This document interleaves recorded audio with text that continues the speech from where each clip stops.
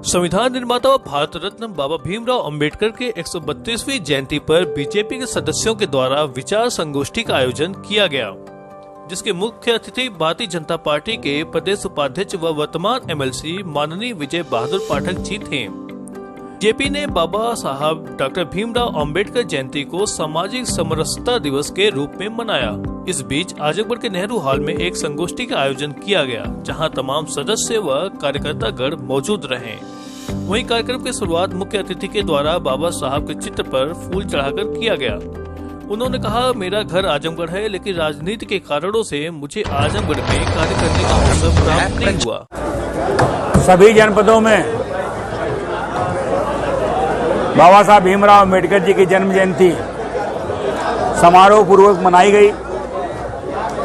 प्रारंभ में भारतीय जनता पार्टी के कार्यकर्ताओं ने अंबेडकर जी की जन्म जयंती पर जो उनकी मूर्तियां लगी थी उनकी साफ सफाई करने का काम किया, उन पर माल्यार्पण करने का काम किया, पुष्पांजलि अर्पित करने का काम किया। फिर जिन जनप्रतिनिधियों के घरों पर कार्यालय है, वहां अपने कार्यालय पर अंबेडकर जी के चित्र पर पुष्पांजलि अर्पित की और प्रदेश के सभी 75 प्रशासनिक जिलों में अंबेडकर जी की जन्म जयंती पर गोष्ठी का आयोजन किया गया। निश्चित तौर पर गोष्ठी के आयोजन में भारतीय जनता पार्टी के कार्यकर्ताओं ने, वक्ताओं ने अंबेडकर जी के जो मूल सिद्धांत थे, विचार थे, उनकी चर्चा की। उसी क्रम में आज आजमगढ़ के नेहरू हॉल में भी आजमगढ़ और लालगंज दोनों जिलों की जिला इकाई द्वारा यह कार्यक्रम आयोजित किया, जिसमें अंबेडकर जी की जन्म जयंती पर जो उनके विचार थे उसको लेकर चर्चा हुई। पूर्व मुख्यमंत्री बहन मायावती ने आरोप लगाया है कि उनके जितनी विपक्षी पार्टियां हैं वो भीमराव अंबेडकर के जितने अनुयायी हैं उनका शोषण करती हैं। कुल मिलाकर के आरोप प्रत्यारोप जाने महापुरुष किसी का नहीं होता है, महापुरुष समाज का होता है।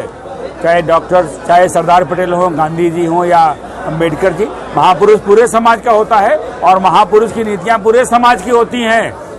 और आरोप प्रत्यारोप वो चाहे जो करें, लेकिन अगर हमने ये निर्णय लिया कि सबके पास मकान हो, सबके पास गैस का चूल्हा हो, सबके घरों में जो शौचालय हो, सबको अनाज मिले, तो अब यह सोच लें। इससे इतर यदि कोई बात हो तो बताएं। गैस सिलेंडर सस्ते होंगे कि नहीं आने वाले समय में?